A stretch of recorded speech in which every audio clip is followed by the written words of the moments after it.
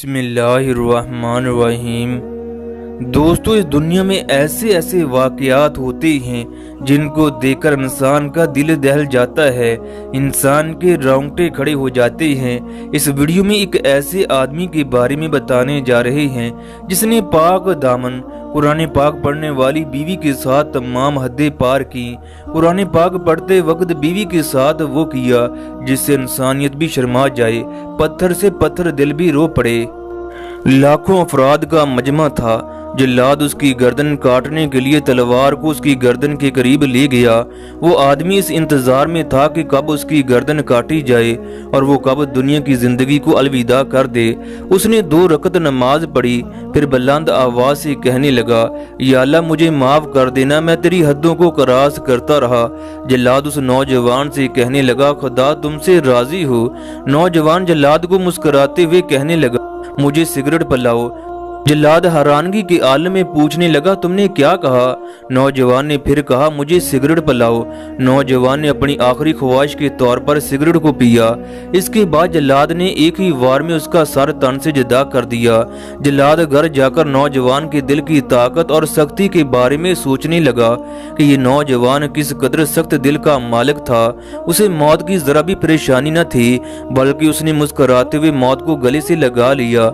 अब वो सोचने लगा, मैं कल उसके वकील के पास जाकर उसकी जिंदगी के बारे में मालूमात हासिल करूंगा, क्योंकि मैंने अपनी जिंदगी में बहुत से लोगों के सरों को तन से जुदा किया, मगर इस तरह की दलेरी कभी नहीं देखी। अब सुबह होते ही जल्लाद वकील के दफ्तर में चला गया।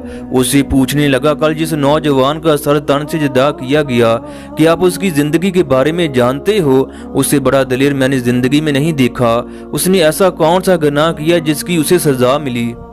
वकील जल्लाद को बताने लगा, एक दिन वो दफ्तर में बैठे थे कि उनके पास कत्ल का एक केस आया। केस का बारीक बीनी से जायजा लेने के बाद पता चला वो कत्ल करने वाले को आसानी से बचा सकते हैं। चनाचा मैंने एक बड़ी रकम के साथ केस को अपने हाथ में ले लिया। मुझे इस बात का यकीन था ये केस चंद दिनों के अंदर मेरे मौक्कल के हक में होगा। मैं केस को सऊदी अरब की बड़ी अदालत तक ले गया, मगर मैं उसे बचा न सका। बड़ी अदालत ने भी उसकी सजाए मौत की सजा को बरकरार रखा। मैं दिन रात उस नौजवान की जिंदगी के बारे में दवाएं करता, मगर मेरी कोई भी दवा कबूल ना हुई। एक दिन मैं काजी के साथ बहस कर रहा था। मैंने नजरें उठाकर ऊपर देखा तो मेरा मुवक्किल हाथ कड़ियों में जकड़ा हुआ मेरे सामने खड़ा था। उसकी जबान पर मेरे लिए तसल्ली के जज्बात थे। उसने हिम्मत जमा करके मुझे कहा, वकील साहब मैंने बरी नहीं होना, आप इस केस को छोड़ दें। वो नौजवान शुरू दिन से मुझे इस बारे में कह रहा था, मगर मैं मानने के लिए तैयार न था। मुझे यकीन था मेरे मुवक्किल को चंद सालों की सजा तो हो सकती है, मगर उसे सजाए मौत कभी भी नहीं सुनाई जा सकती। वो भी बड़ी अदालत में माफ हो जाएगी। मगर छोटी अदालत के फैसले ने मुझे मायूस कर दिया। मैंने नौजवान को तसल्ली दी कि तुम बच जाओगे, मगर मेरे खोखले अल्फाज भी उस पर असरअंदाज न हुए। मैंने केस को छोड़ने का फैसला कर लिया। जेल में खसूसी मुलाकात के दौरान मैंने नौजवान को बताया मैं मजीद उसके लिए लड़ नहीं सकता। मैंने उसे बताया मैं जितनी भी तैयारी करके जाता हूँ, मेरे मुंह से कोई ना कोई ऐसे लफ्ज निकल जाते हैं जो तुम्हारे खिलाफ सबूत बन जाते हैं। मैंने नौजवान से माजरत की और नेक तमन्नाओं का इजहार किया। मैंने नौजवान से पूछा, तुम अपने केस से नाउम्मीद क्यों थे? तुम्हें कैसे पता था कि तुम अपने केस से बच नहीं सकते?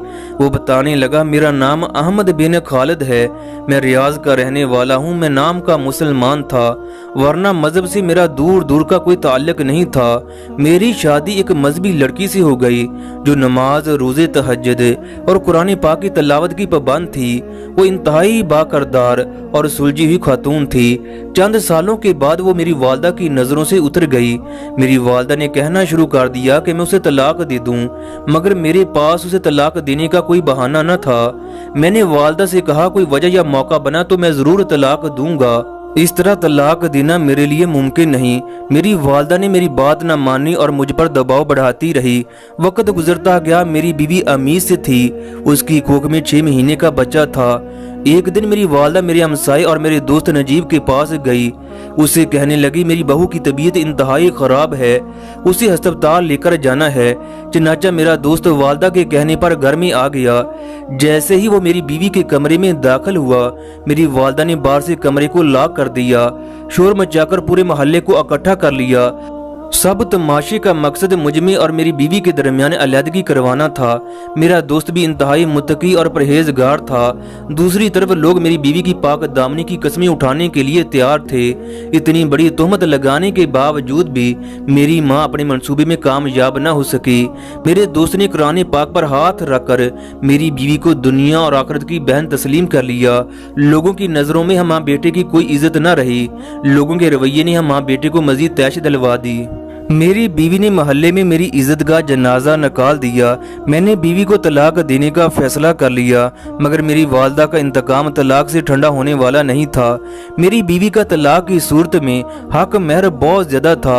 मेरी वालदा ने मशवरा दिया कि तुम इसे कत्ल कर दो। मैंने अपनी वालदा की बात मान ली, क्योंकि तलाक की सूरत में मुझे 5 लाख रियाल देना थे। मैं नमाज ज़ोहर के बाद घर आया, खंजर को तेज़ किया, अपने कमरे में आकर बैठ गया। मेरी बीवी वजू करने के बाद कमरे में आई। उसने कुरान मजीद को उठाया और पढ़ना शुरू कर दिया। मैंने खंजर को उसकी गर्दन पर चलाकर सर तन से जुदा कर दिया। उसने आखिरी बार पानी मांगा, मगर मुझे जरा भी उस पर तरस न आया। उसने कलमा शहादत पढ़ा और उसकी रूह जिस्म से परवाज कर गई। मैंने रात को अंधेरे में उसे पहाड़ों में दफन कर दिया। इसके बाद हम अपने मोहल्ले से रियाद शहर में आ गए। वक्त गुजरता गया, मैंने दूसरी शादी कर ली। मेरी वालदा इबरतनाक मौत मरी। एक दिन मैं सफर पर जा रहा था, रास्ते में किसी ने लिफ्ट मांगी। मैंने उन लोगों को अपनी कार में बैठा लिया जिनको मैंने लिफ्ट दी। वो किराए के कातिल थे, लिहाजा रास्ते में पुलिस ने गिरफ्तार कर लिया। उन लोगों ने मुझे अपना साथी जार किया। यूं आज मैं इस मकाम पर पहुंच गया। मैं अक्सर ख्वाब में देखता हूं मेरा सर तन से जुदा कर दिया गया। वो कहने लगा, मैं इस केस में बेकसूर जरूर हूँ, मगर इसके बावजूद मैं कातिल हूँ। खुदा ने मेरी तदबीर को मुझ पर उल्टा कर दिया। मैं अब मौत का मुंतजर हूँ। वकील जलाद को बताने लगा, मैं समझ गया क्यों मेरी जबान फिसलती थी, क्यों मेरे दलाइल मेरे मौक्किल के खिलाफ जाते थे। जलाद दिल में सोचने लगा, उस आदमी को अपने किए पर शर्मिंदगी थी।